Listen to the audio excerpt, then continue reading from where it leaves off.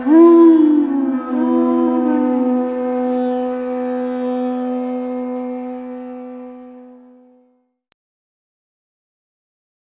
Namo Bhagavate Vasudevaya.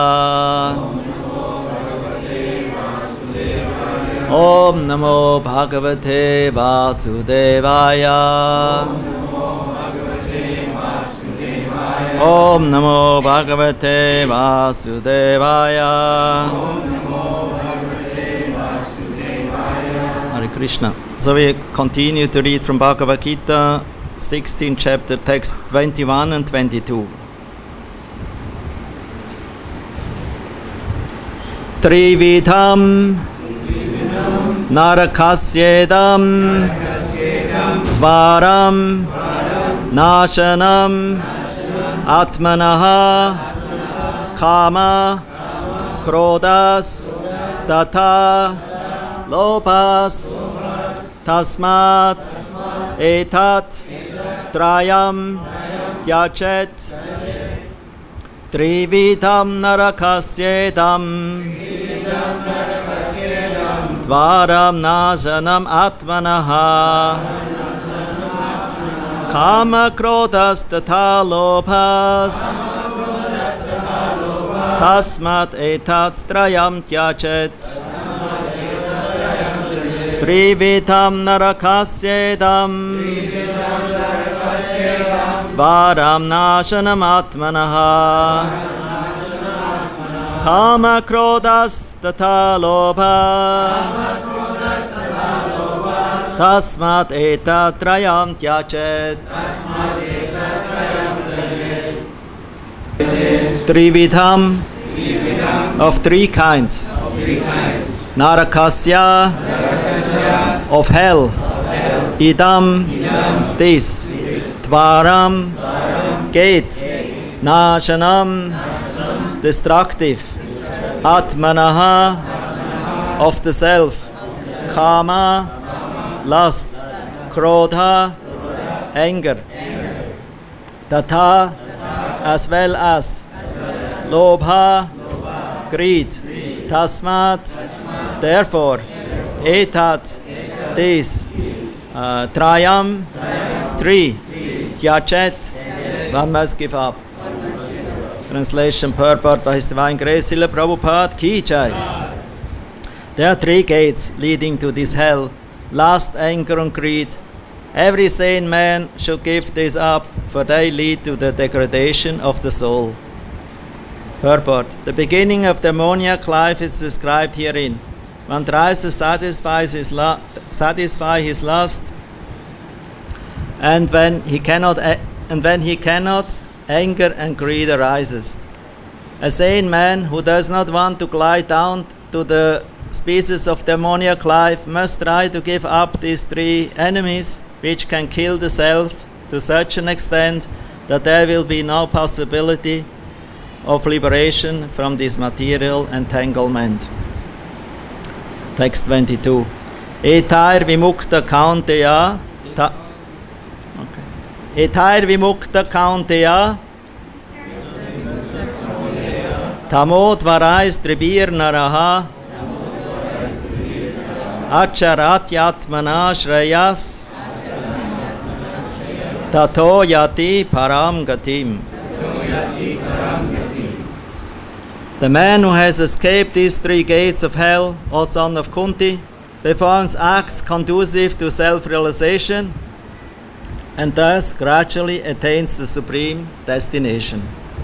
Purport: one should be very careful of these three enemies to human life: lust, anger and greed. The more a person is free from lust, anger and greed, the more his existence becomes pure. Then he can follow the rules and regulations enjoined in the Vedic literature. By following the regulative principles of human life, one gradually rises himself to the platform of spiritual realization. If one is so fortunate by such practice to rise to the platform of Krishna consciousness, then success is guaranteed for him in the Vedic literatures. In the Vedic literature, the ways of action and reaction are prescribed to enable one to come to the stage of purification. The whole method is based on giving up lust, greed, and anger. By cultivating knowledge of this process, one can be elevated to the highest position of self-realization. This self-realization is perfected in devotional service. In that devotional service, the liberation of the conditioned soul is guaranteed. Therefore, according to the Vedic system, there are instituted the 4 orders of life and the 4 statuses of life, called the caste system and the spiritual order system. Varna and Ashrama. There are different rules and regulations for different castes and of divisions of society, and if a person is able to follow them, he will be automatically rise to the highest platform of spiritual realization. Then he can have liberation without a doubt.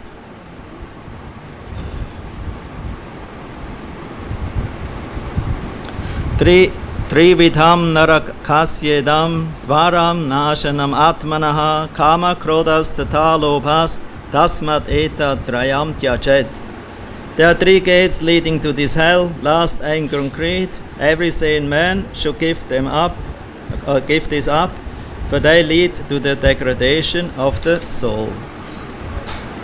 Etar vimukta kaunteya tamot varas trivir naraha acharati atmana shrayas tato yati param gatim.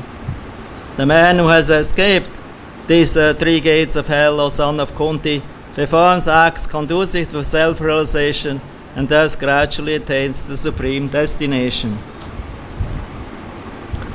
Om Agyati Maranyasya Gananchana Salakayam Chakshur Unmilitam Yena Tasma Shri Gurave Namaha.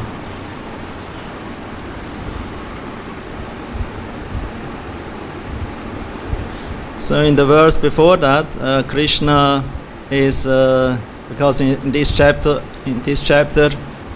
he's explaining the symptoms of demoniac mentality. There are 2 mentalities, the demoniac and the divine. First, he describes in 2 verses the divine, and then the symptoms of the demoniac. And then he says that the symptoms of the divine leads to elevation, to self-realization, and to ultimately to liberation. And demoniac qualities lead to degradation. And this is actually connected with the previous chapter 14, where there is the description of the banyan tree upside down.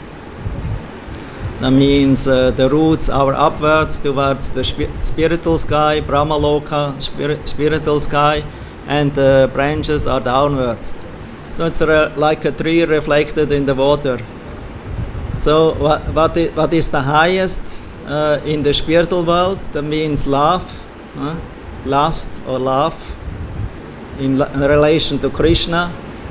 And to be greedy for Krishna is reflected in the material world, and it becomes the most degraded, the most dark form of the existence. So the binding point to the material world is the lust and the greed, because there are manifestations of the modes of material nature, Tamaguna and Rajaguna. And Krishna explains to Arjuna, and also through Arjuna to us, when the intelligent has to cut this tree, these branches of the tree, to be entangled in this banyan,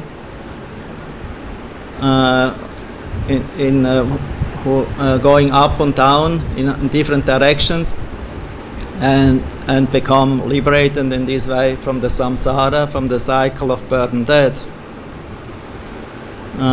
So the demoniac species of life in text 20, Krishna says, is attaining a repeated birth amongst the species of demoniac life, O son of Kunti. Such persons can never approach me. Gradually they sink down to the most abominable type of existence. That means for those who maintain this demoniac concept of life based on lust and greed, that they degrade themselves life after life, becoming more and more fallen and degraded, and accordingly the suffering is increasing more and more. And then maybe one wonders what is the cause of this demoniac mentality. And Krishna, in short, in 3 words, he says it is lust, greed, and anger.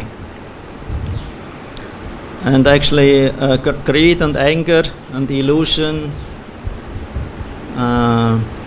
moha, illusion, mada, madness, or intoxicated mood, and what is else? And pride, and envy. These are the six enemies of the conditioned soul, who is embodied in this material world. So, and the basis of these 6 is the lust. This is very interesting. I found one quote, because I'm reading now in 3rd canto of Srimad Bhagavatam, the creation of the Kumaras and others. It's an interesting description given. It's in the 12th chapter of the 3rd canto.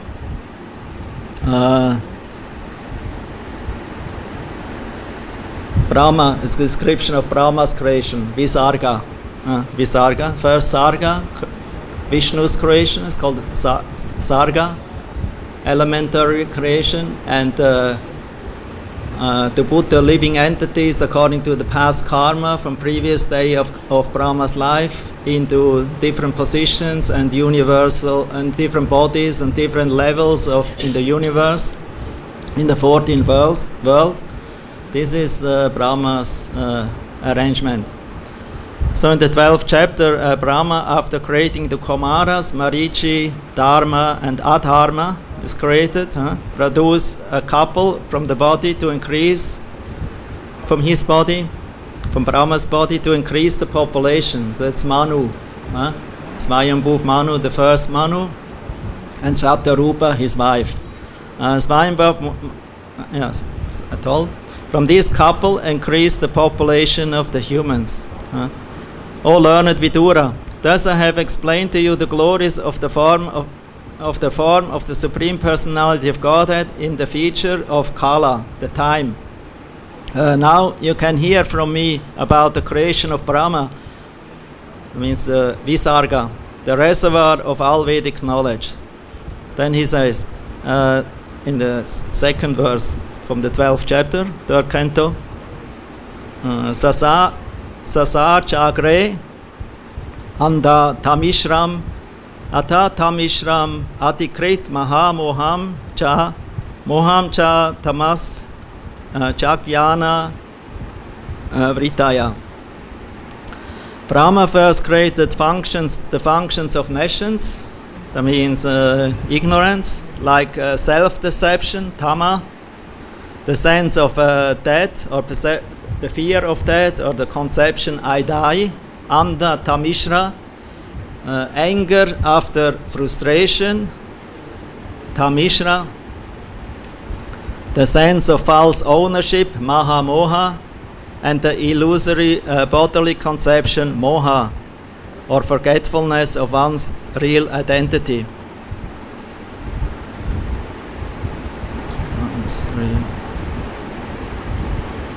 The functions of ignorance had already been established at the beginning of the daily creation of Brahma. They make their appearance in various forms, starting with tamas, directly from Brahma. Tamas means ignorance of the svarup of the jiva. Moha means the identification of the self with the body, etc. Mahamoha means applying possessiveness to objects of enjoyment. Tamishra means the appearance of anger within the mental functions when one's enjoyment is obstructed.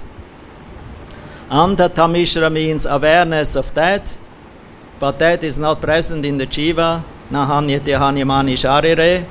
The concept that the soul dies is created by ignorance of avidya. In the Yoga Sutras, Patanjali says avidya asmita ragat vesha veshesha ignorance, tamas, false identity, moha, attachment, maha moha, repulsion, tamishra, and fear of death. Under tamishra are the 5 types of ignorance. So tama first, self-deception, ignorance of the eternal existence of the soul. Tama. Under tamishra, sense of the death, conception I die.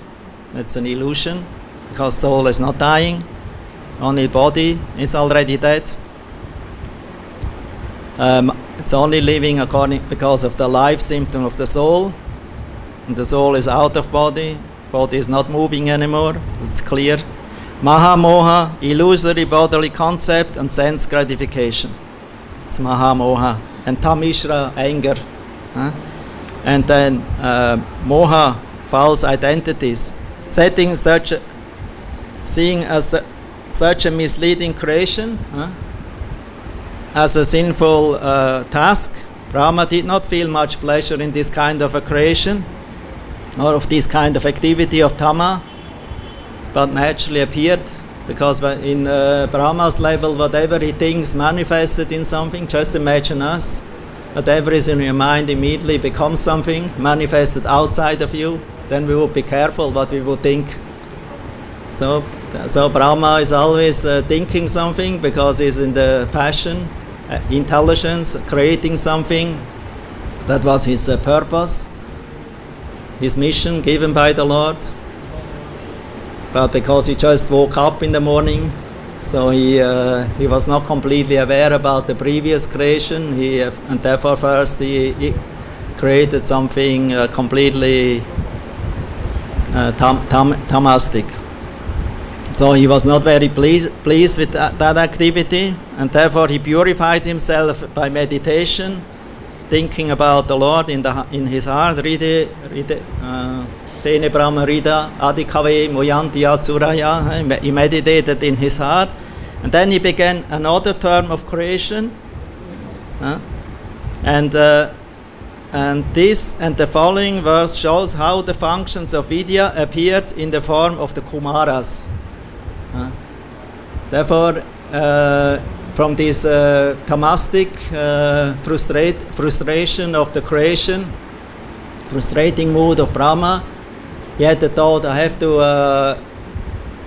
to create something that is helpful for the universe, to establish knowledge. And from that thought, the 4 Kumaras appeared.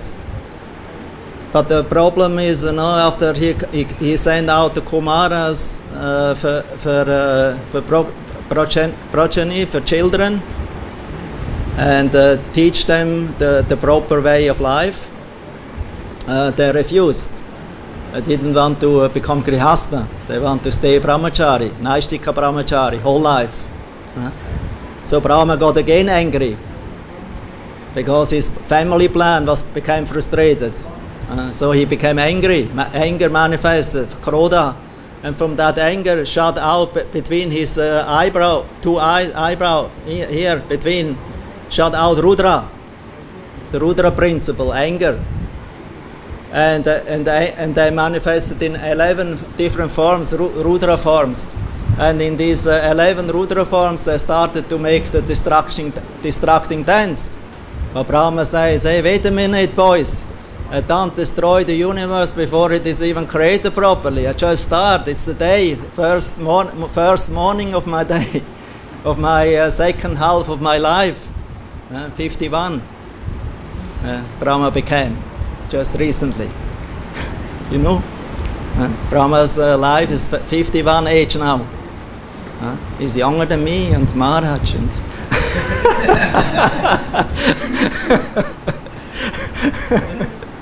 So Adyo Bukhara is younger. He's only 51. Brahma, he thought, now I have to create again. What I did in previous day. Because every day he has to make a new creation, and when he falls asleep after 12 hours, then partially the universe becomes destroyed, and then again he has to manifest. And so Brahma felt frustrated. Oh, my dear boys, Rudras, please don't destroy the universe now. Let me create it first. And in the meantime, do tapasya. So he sent Shiva, Rudra. He sent him with his 11 expansions to the forest, perform tapasya. And I also give you a wife for each one of you, Rudranis. So the 11 Rudras, they get the 11 Rudranis, so they married, live peacefully together, Shanti Shanti in the forest, Tapavan in the Himalayas. So Brahma sent them there, and don't create havoc now, don't destroy now. In the end of the day, you can come again and destroy. But now, not in the beginning of the creation. So it's not very intelligent. So he requested these boys, the Rudras. But before he had the 4 Kumaras who actually established knowledge. And before that he had the Tama creation, 5 features. Tama, Tamishra, Tramishra, like that. Moha, the different kinds of illusions of the conditioned soul. Then he had another good thought in mind. Because he actually had in mind to do something nice for the universe, actually to give the universe the Lord, give them bhakti.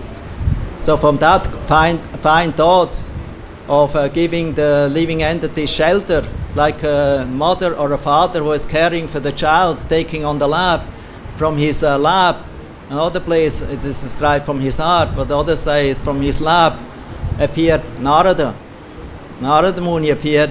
And Narada Muni, from very beginning of his life, because in previous life he was, as we know, son of Shudrani, but he had good association with Bhakti Vedantas, with self-realized devotees. He heard Katha, Vedanta scriptures, and knowledge from them, from their self-realized souls. And after they left and his mother died, he himself accepted this process of Vedanta,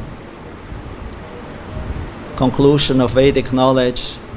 And he started the same meditation as he has learned from the sages, and he applied it in his life. So in next life he became Brahma's son, Narada. And this time he didn't want to entangle himself, not as a Gandharva, not as a son of a Shudrani. He is a liberated soul. He can go he has access to the spiritual world, to the heavenly planets, to the hellish planet, to the earth, to the devotees and the demons, and to the devas. He's Devarshi, Narada. He's a liberated soul. And he has always tried to help the conditioned souls whom he feels qualified to give them mercy, to purify them and give them Krishna consciousness. Because Narottam Das Thakur, let's see, Narottam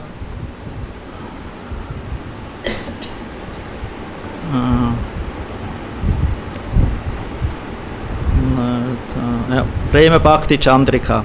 I read it previously, some parts of it, but one part is very,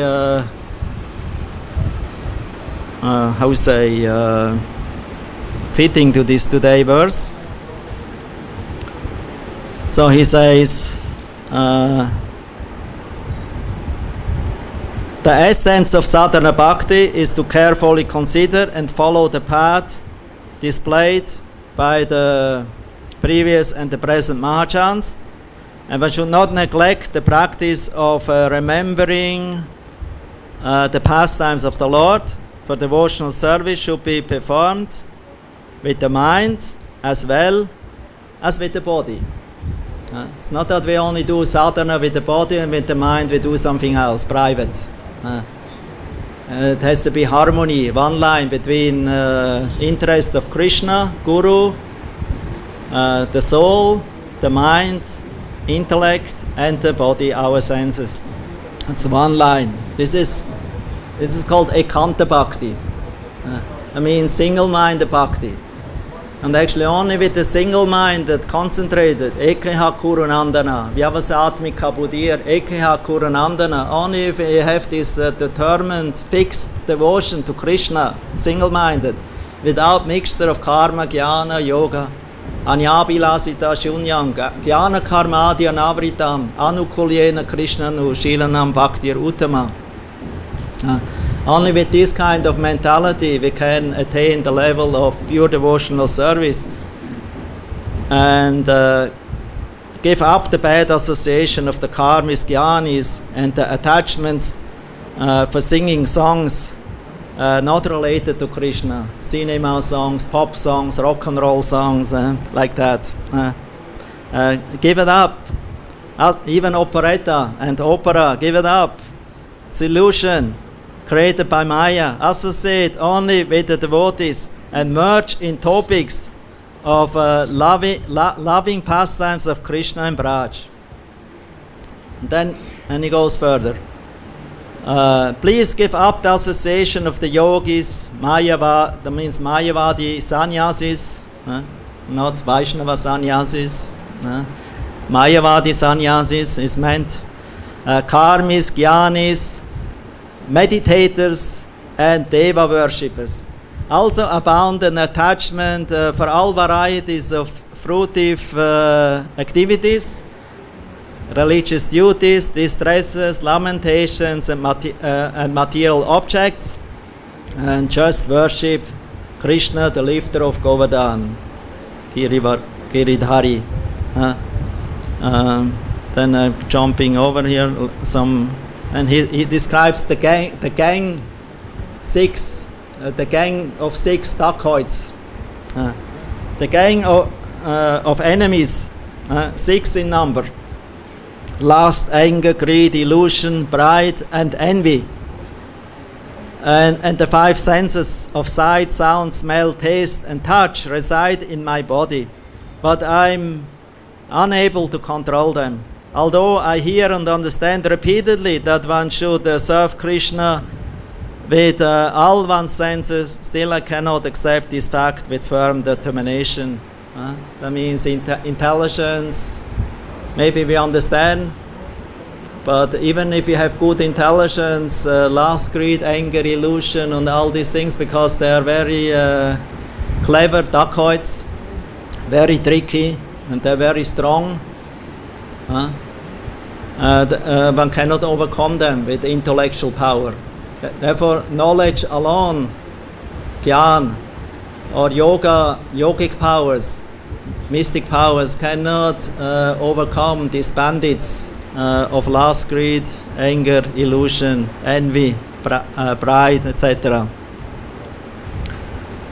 So Narottam Das Thakur, he defines, while engaging, so how I can actually conquer them?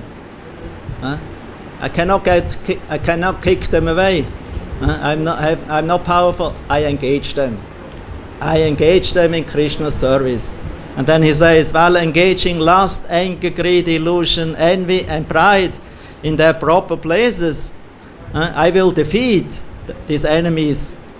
That means I will make them harmless. I will purify them. Like Prabodhananda Saraswati, I think he told, it is like a poisoned, if you extract poisoned fangs from a snake, the snake is not poisonous anymore. You don't have to be afraid of the snake anymore, because the poisoned tooth fangs are extracted. So in the same way, when the senses are purified by Krishna Bhakti, then by this process, the senses become favorable. They become even our friends, with the mind together to serve Krishna. But as long they are not controlled in bhakti, we have to be very careful. We should not make friends with them. So we have to therefore rule them, train them with sadhana bhakti, with strict sadhana bhakti. There's actually no other way than sadhana bhakti to purify the senses, to purify our existence, and to first purify them. And then if the senses and mind become purified, first the mind, and then the senses naturally become also purified.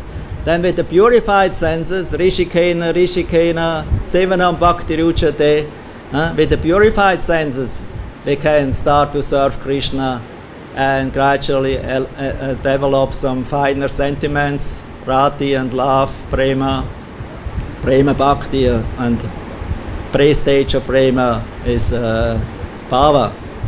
And what is bhava? Bhava is the symptom of melting of heart. The heart will become soft. As long as the heart is not soft, that means we are still occupied of too much lust, greed, and so on, of all these enemies. So the heart is very hard, and it's like a steel heart with so many different mixtures of different metals. So there has to be, although gold is also there, so we have to, by the purification process, get rid of these heavy metals of the heart, so that only the gold become manifested, the pure gold, and then we can melt it, and then it becomes ecstatic love or prema to Krishna. So while engaging these 6 enemies, Narottam Das Thakur, he says, with great firm determination, then I will defeat these enemies, and with joyful heart I will worship Govinda without hindrance. Means there's no more hindrance, no more enemies, no more obstacles, because the only obstacles are ourselves. Like Srila Bhaktisiddhanta Saraswati Maharaj used to say, don't look outside for enemies and friends and good and bad, because this is all the reflection from ourselves. If you yourself become purified and learn how to see the good from your purified heart, then naturally outside of you also everything becomes good. And whatever you see bad outside or consider bad outside is in yourself, and whatever you see good outside is also in yourself, because we cannot see and perceive anything without that we also have it in ourselves. So therefore only with the purified heart we can worship Govinda without hindrance, without obstacles. The obstacle there, therefore not outside, the obstacle is inside, is lust, greed, etc. And so if you can conquer the lust, greed, etc., but through bhakti, then all obstacles are removed. All obstacles are removed. So he goes further in his prayer. I will engage my lust. Now he particularly points out how to engage every mood in the service of Krishna. As I engage lust, kama, in eagerness to serve Krishna. Krishna seva kamarpane. Kama arpane. So I'm eager, seva for Krishna. That means in devotional service we'll learn how to become eager to associate with devotees, to serve Krishna, to go to morning program, meeting the Lord, having darshan, singing the different songs,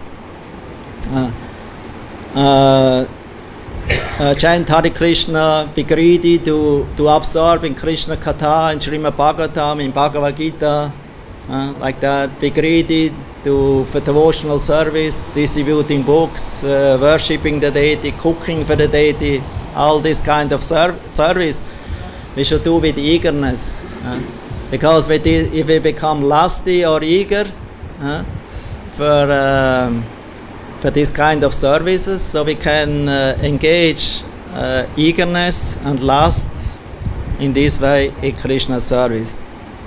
And how I will engage anger? I will become angry against those who are envious or blasphemous towards the devotees and the Lord. So I will chastise them.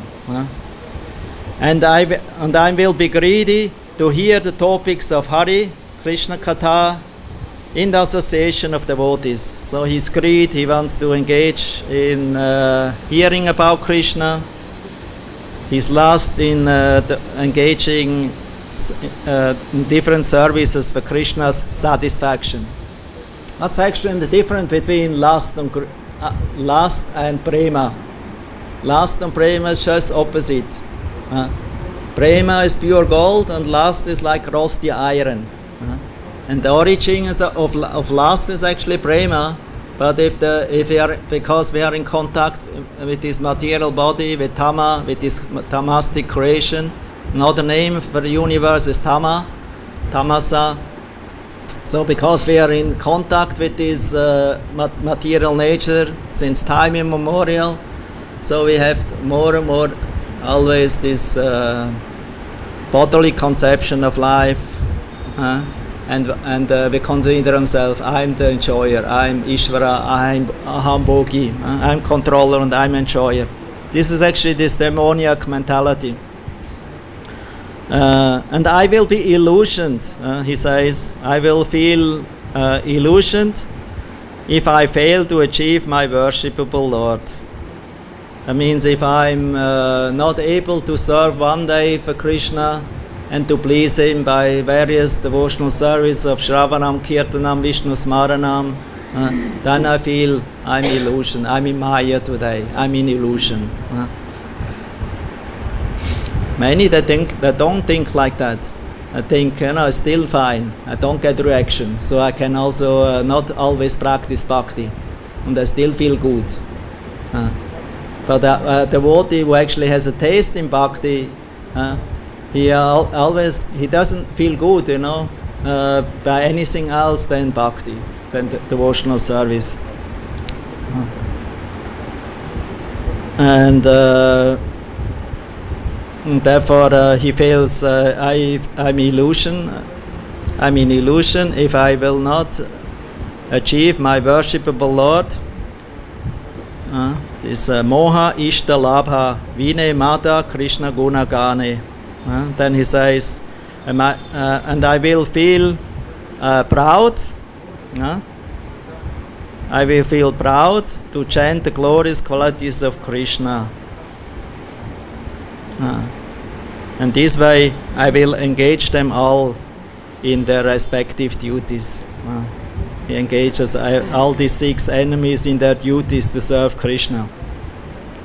Otherwise, independent lusty desires, which are the source of all unwanted things, will always disturb the progressing of bhakti. What harm can lusty desires and anger do to a sadhaka if he associates with the devotees? Then he goes on. Anger spoils everything. Therefore I will always give up anger, greed and illusion. I will control the 6 enemies with the help of my mind while remembering Lord Krishna.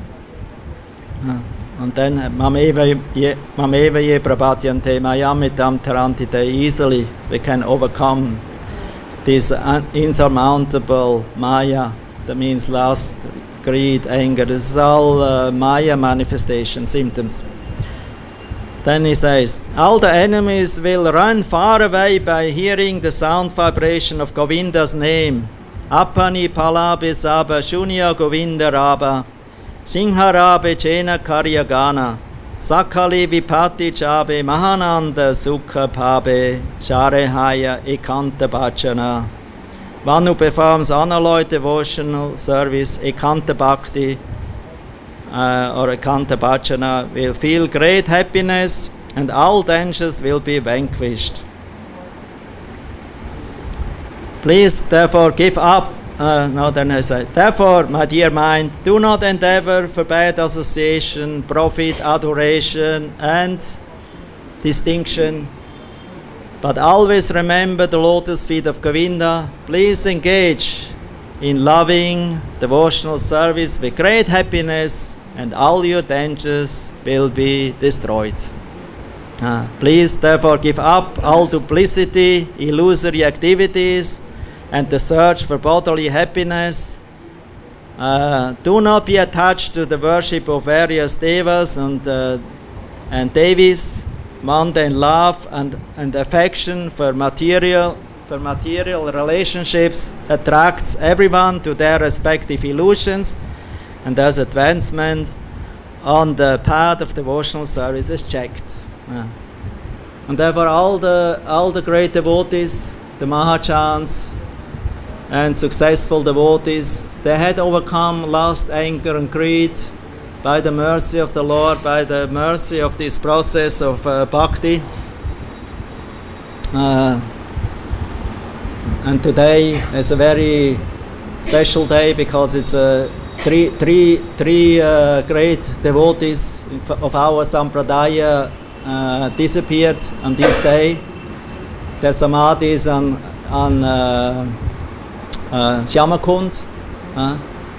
Shyamakund, actually they did bhajan in Radhakund practically almost their whole life. They're all three of them, they're associates of Lord Chaitanya. One is very famous, Raghunath Das Goswami. And the other one is also famous as Bhagavatam reciter, Raghunath Bhatta Goswami. And the third one is very famous, he's a compiler of Chaitanya Charitamrita, Krishnadas Kaviraj Goswami. So if you go to Radhakund, that means to Shyamakund, there is the three. It's called Teen Samadhi, the three samadhis, because all three of them left their bodies on the same day, in different years. The first one who left the body or entered the Nitya Leela was Raghunath Bhatta Goswami. He left 1579 on this day. And the second one was Raghunath Bhatta Goswami. He left in 1586. And Krishnadas Kaviraj Goswami left the world in 1616. So but in the same day, in this Shukla Dvadasi, I think Shukla Dvadasi, before the Kartik begins, after the Ekadasi, that's the day.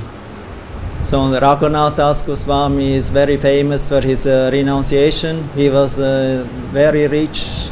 He was born in very rich family of zamindars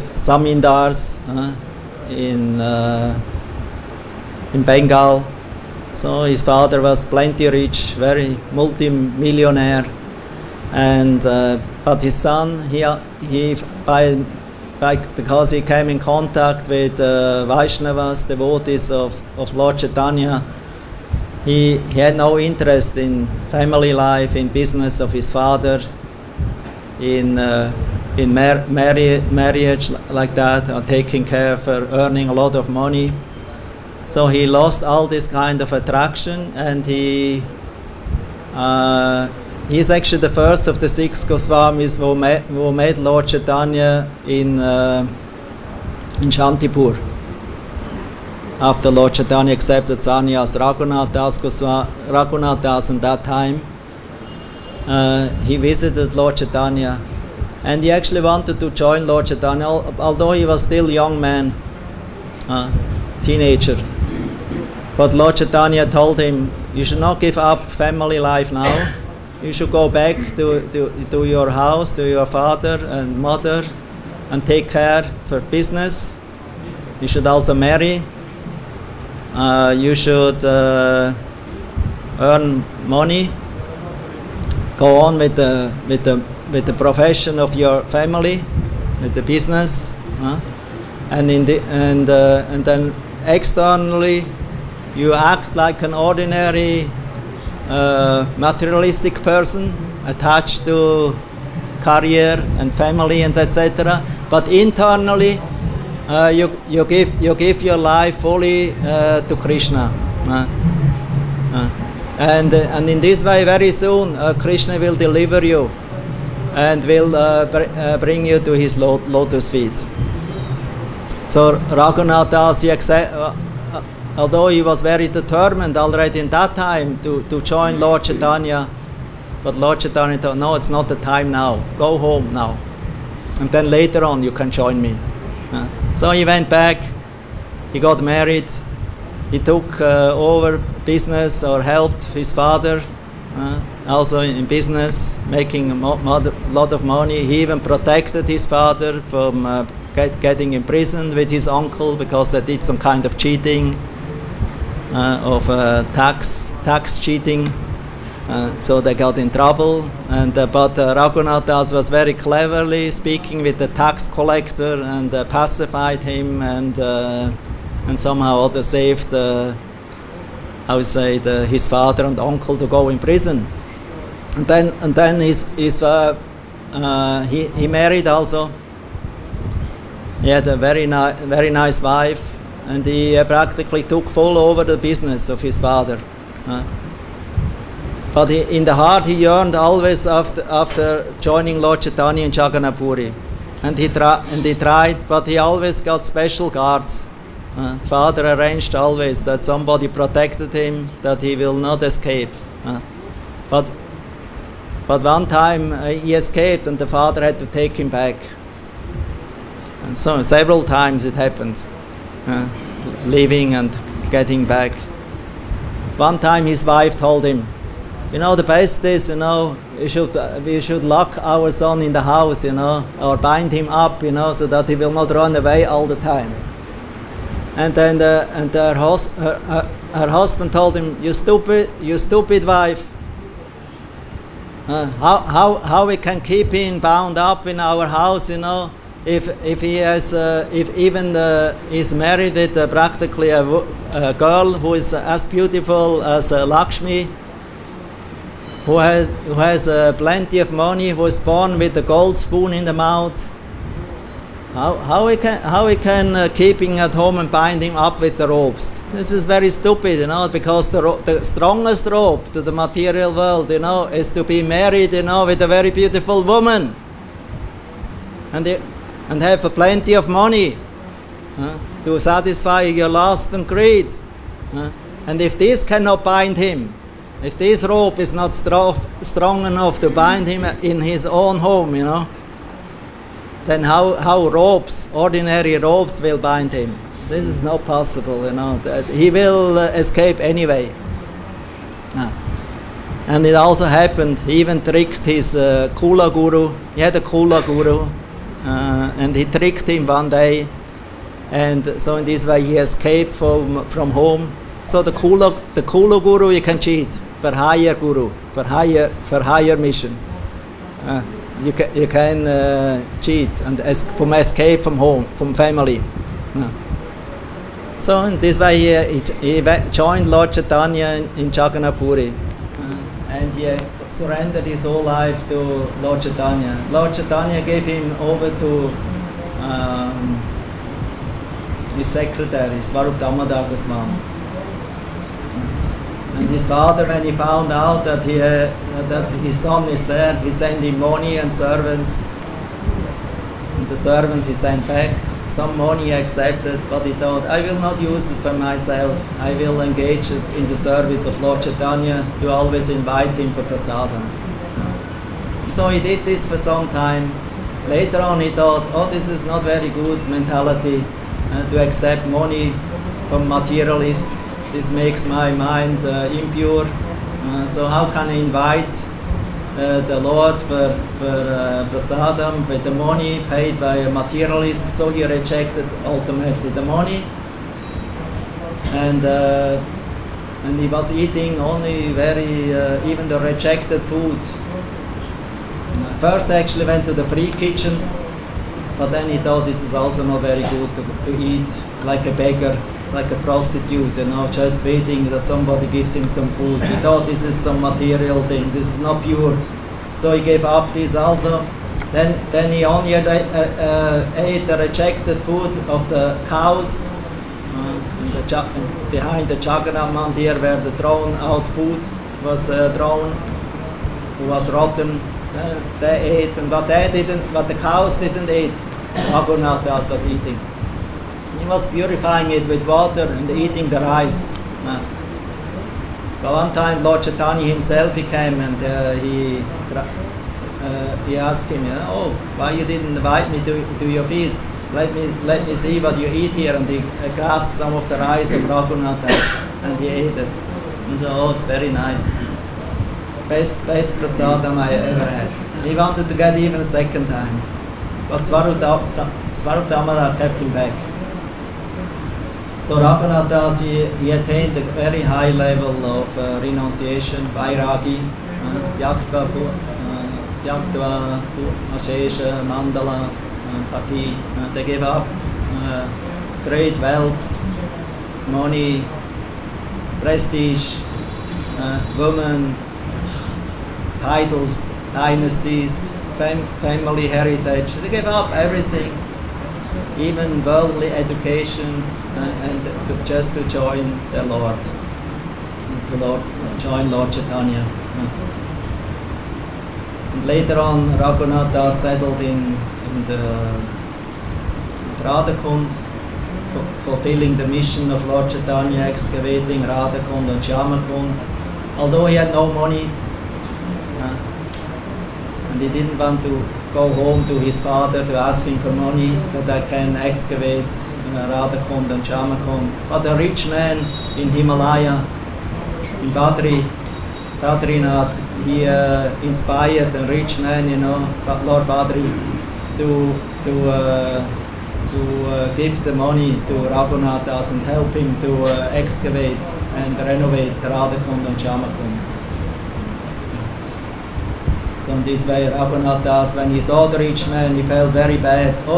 Because I had something in my thought about money and to support for my project here, and now the Lord sent me help.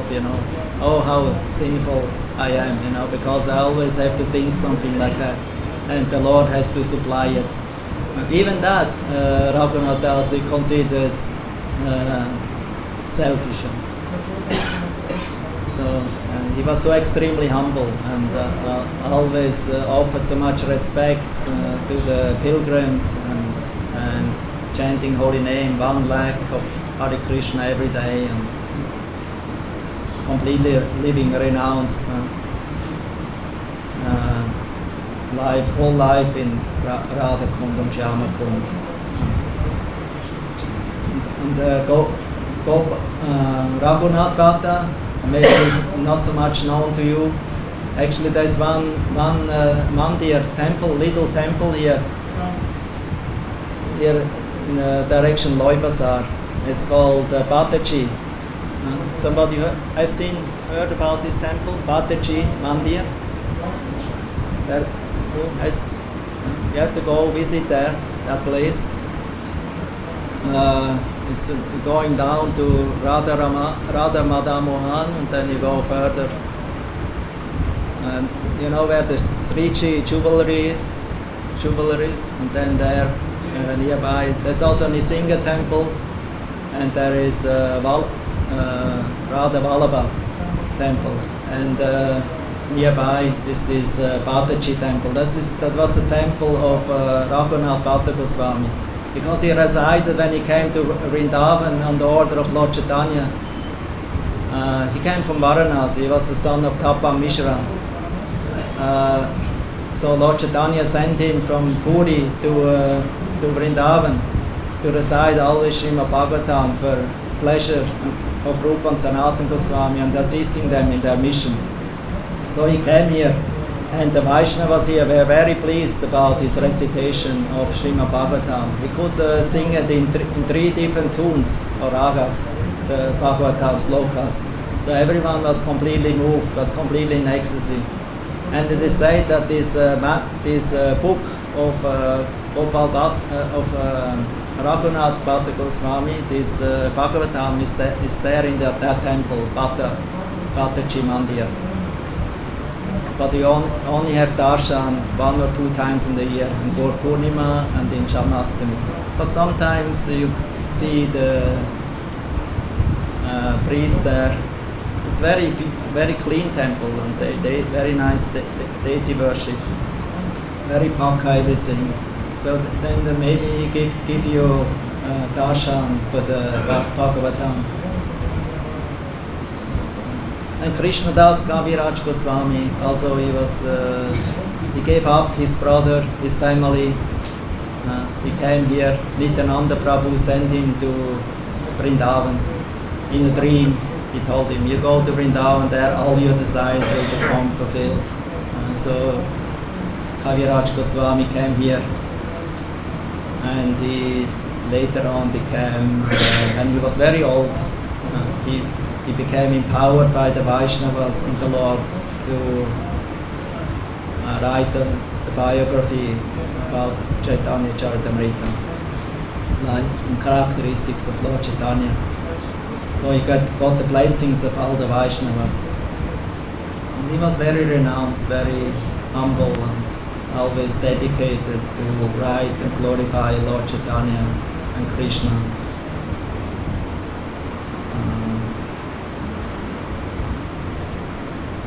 So you can see from these great acharyas and souls how they completely engaged everything in the service of Krishna, and in this way conquered the very difficult to conquer lust, greed, anger, illusion, madness, intoxication,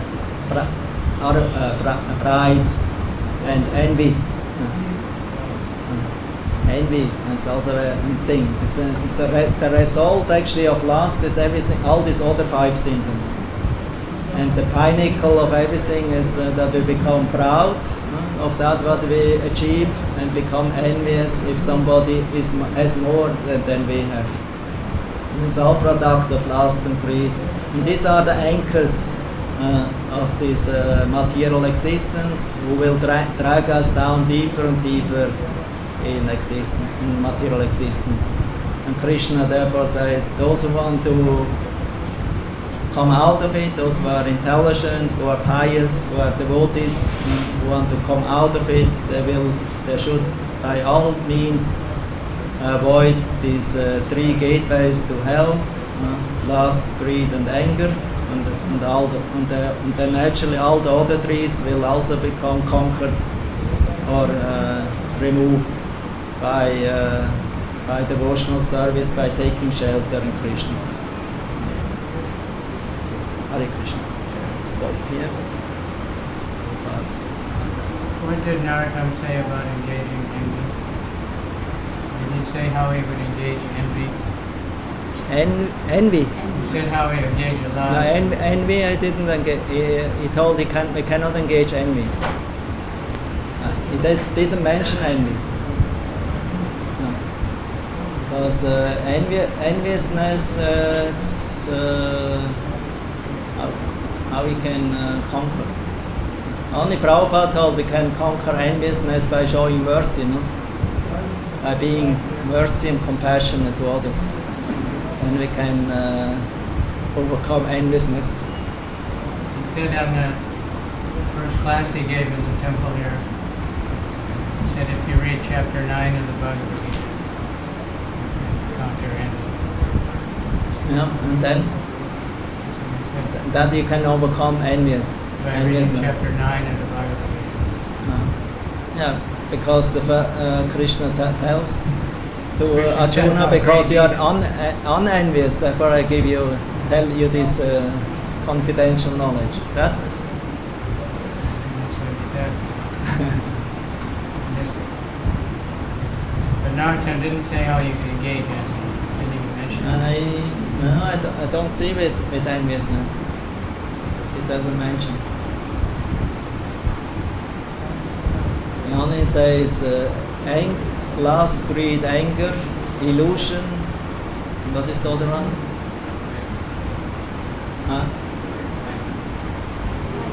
Proud, yeah, pride.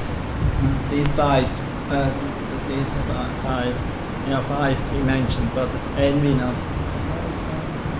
But I heard one time that, I'm not sure if it is, I think it was Vishwanath Chakravarti, that envy we cannot engage in Krishna service.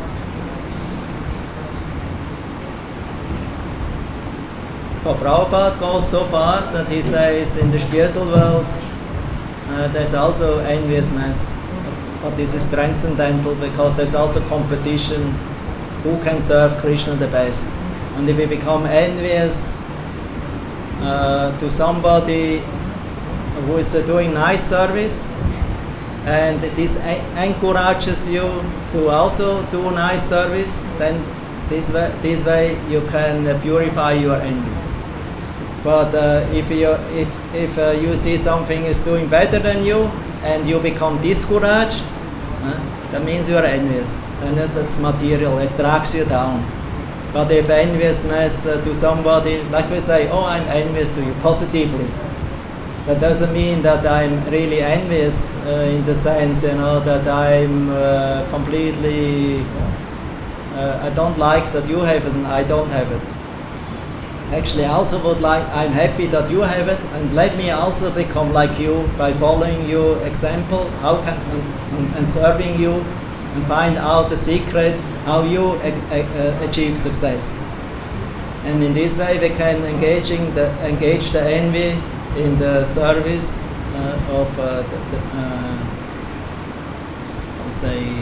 devotees or in Krishna consciousness by purifying it, by becoming eager to also become successful. But it's the use to become envious, because the envy is not improving your situation. Actually, none of these 6 enemies improve our situation. They only make us more miserable if we are possessed by them and attached by them to them and possessed by them. It's like ghosts, make you miserable. If you have 1 ghost or 6 ghosts in you, they make your life miserable, day or night. So we have to purify these 6 enemies. Only through bhakti is possible, not through karma, not through jnana, not through yoga, because we have seen big yogis who felt. Of course, the devotee can also fall if he is not really seriously and fixed in devotional service, especially in love to Krishna. It is said even from level of bhava you can fall, but from prema you cannot fall anymore. Like Chat Bharata, yet ecstatic symptoms of love to Krishna, tears, shivering body, like that. But still he felt attracted to a deer. And so he became one lifetime a deer, and then next lifetime he became Chat Bharata. Then he regretted. So if one is a devotee and on the path of bhakti, then Prabhupada says, even if we not make it, maybe there's one lifetime more, some kind of lesson we have to go through, and then next life Krishna will give us an opportunity for pure devotional service and or coming more near to him.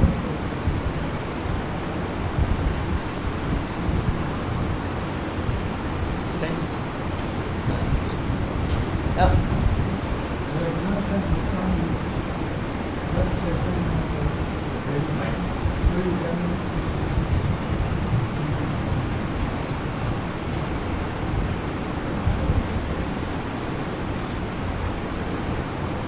You have no microphone? Raghunath Goswami left Chaitanya Mahaprabhu, so he ran away from the home. Huh? Raghunath Goswami left Chaitanya Mahaprabhu, and he ran away from his home. Somebody understand? Raghunath Goswami ran away from home, even though Chaitanya Mahaprabhu told him to stay. Oh, yeah, this happened later on. For some years he remained at home, But at one point he could not tolerate it. He tried to escape, but still, although he tried, he could not. only after he did this service to Nityananda pleasure. Nityananda Prabhu, when they had this Panihati festival, chipped rice, Tahi festival, then Nityananda Prabhu with his associates were sitting there on the bank of the Ganga in Panihati, and when that's near Raghunatha's family place, Shabdagram. It's near Calcutta. Actually belongs to Calcutta today. This was very rich place previously because it's a harbor that you say harbor. Yes. That means exchange place of goods for business people.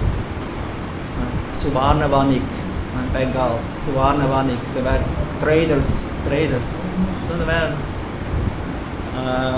Lord Chaitanya and Lord Nityananda, he had many followers who were traders. Suvarnavanik. They actually rejected. They belonged to the Shudra class in Bengal. But Nityananda accepted them and made them Vaishnavas. And he had many of these followers. And he came with them to that place on his preaching tour. Because Lord Chaitanya told him you should preach in Bengal, not come every year to Jagannath Puri to see me.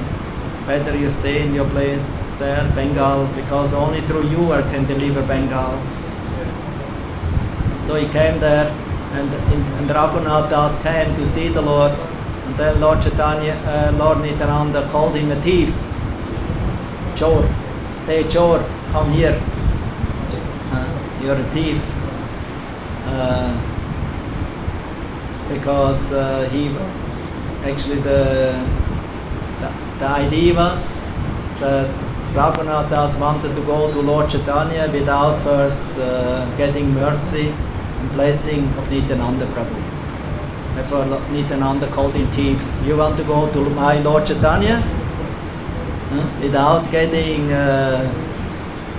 permission and mercy from me? Because Nityananda Prabhu has the key. He gives the blessing that we can go to Lord Nityananda, to Lord Chaitanya. Therefore, you have to pay a penalty today. You have to serve a feast to me and my associates.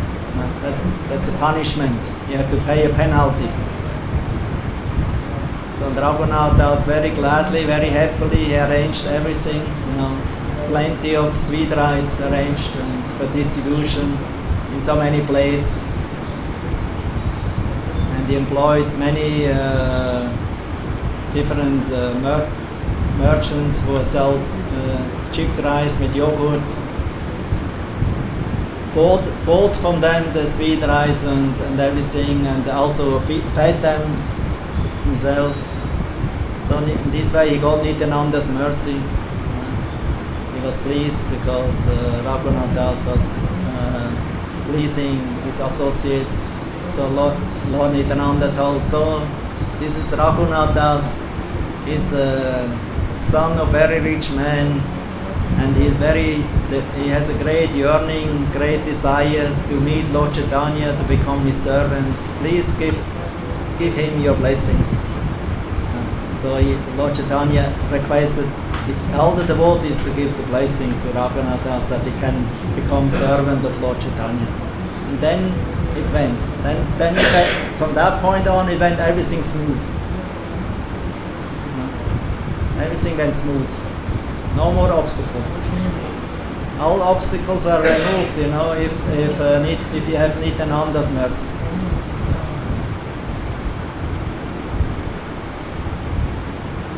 Narottam Das Thakur also sings in his Gauranga Polite Abe. Only by the mercy of Nityananda Prabhu, our heart and senses become purified, so that we can understand Vrindavan Dham, that we can understand the Goswami liturgies, and actually understand the rasa or loving affairs of Radha Krishna. Without mercy of Nityananda Prabhu, not possible. Because he's Balaram. He's embodiment of Vishuddha Sattva. So without the purity of the purity is the force. Without the purity of Nityananda Ram, we have no opportunity to engage in loving devotional service to Radha Krishna and attain the lotus feet.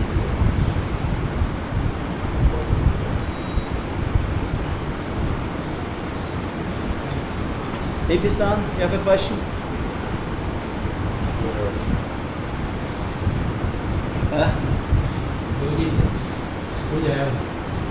So the envy is not that we are willingly wanting it, it's coming from life after life past. So by taking the shelter of the holy name, we can just reduce the envious nature. Is it possible? Chanting nicely. Yeah, but you have only chanting nicely without service attitude will not help. So you service attitude. Yeah, you need service attitude because you chant, please, my dear Lord, engage me in your devotional service in the association of devotees. So if you chant and you don't serve and you don't have a humble service attitude in the association of Vaishnavas, that means your chanting doesn't bear proper fruits. Therefore, you don't become completely purified. You are become purified by also chanting and service. Only if you're on level already of Raghunath Das Goswami, Haridas Thakur, you can chant all the time. But you can see even they are always engaged in the service of the Vaishnavas, offered obeisances and had service attitude. They never thought, oh, now I'm Namachari, oh, I'm now the Mahant of Radha and Shyamakund, so I don't have to do any more service.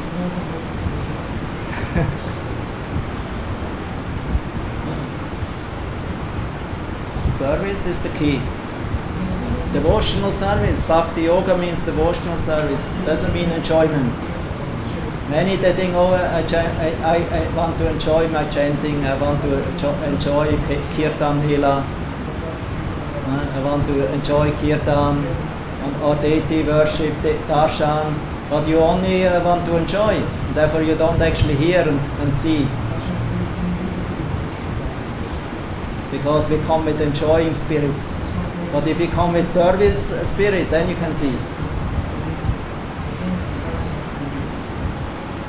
Therefore, Bhaktisiddhanta Saraswati Maharaj, when it is described in his biography, whenever he took darshan of deities, darshan, although he had wear glasses, he took the glasses off. And somebody asked him, oh Maharaj, why you're not putting glasses on to have better darshan? And he says, it's not important that I see the Lord. The Lord will see me, then I can see him, even without glasses. Even without glasses. I think I have glass now, therefore I can see him. But what do you see? Maybe a fly, or mosquito also can come very near to the Lord on the altar and see him, very near to him, but for what? Just to zoom around his clothes, and make it dirty.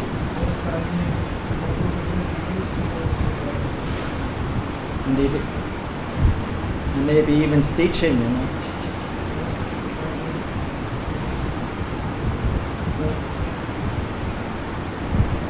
So it's not a question that we see, it's a question that the Lord sees us. Same thing also Prabhupada, when there was the question where is Prabhupada's Vyasatsan should be. Radha Madhava in the small altar, first temple room in Mayapur. And there was the question, should it be opposite of the old, not the big Radha Madhava one now, the smaller ones, Jota. Now they are the Jota, previously they are the original ones installed by Srila Prabhupada. And that question, there was a smaller temple room, how many meters? maybe 100, 150 square meter. Huh? What do you say, Maharaj? The temple room, maybe this original temple room had about 150, 200 square meter. And the question was, should Prabhupada be on the end, just opposite of the deities, or should be on the side? Then actually mostly they argue that Prabhupada should be on the side, because in this way he is more near to the deity, he can see the deity better. Because he's old man, you know, so he can see deity better. And Prabhupada says there's no question of different distance between Krishna and me. It's not a question of distance, right? Not a question of distance. We also heard that, no? Yeah, like here, the prophet, where prophet's sitting. He cannot see. His temple room. But he preferred somehow to, because Prabhupada he was not taking darshan during the class. So it's just for the class. And for seeing deity he went personally, not before the altar.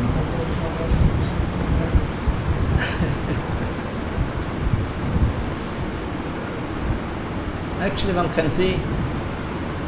Of course, he is there in really in behind. A little you can see. Ornita especially.